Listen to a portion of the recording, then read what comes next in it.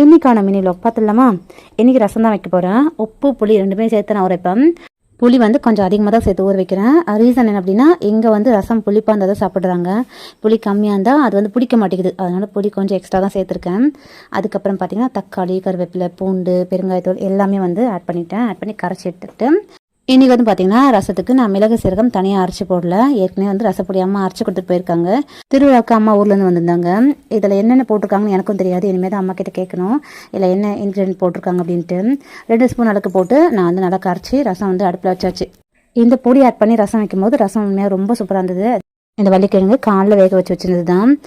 ஒரு 3 பீஸ் மட்டும் தனியாக எடுத்து வச்சுருந்தேன். அது அப்படியே சாப்பிட்டுக்கிட்டே வந்து நான் ரசம் வச்சுருந்தேன். வேர்க்கடலை உருண்டை பார்த்தீங்கன்னா எங்கள் சின்னவருக்கு இன்றைக்கி லீவ் ஆச்சா, அவர் கலைவனத்தை வந்து அதில் காமிச்சிருந்தாரு. அவர் தான் வேர்க்கடலை உருண்டை செஞ்சிருந்தாரு.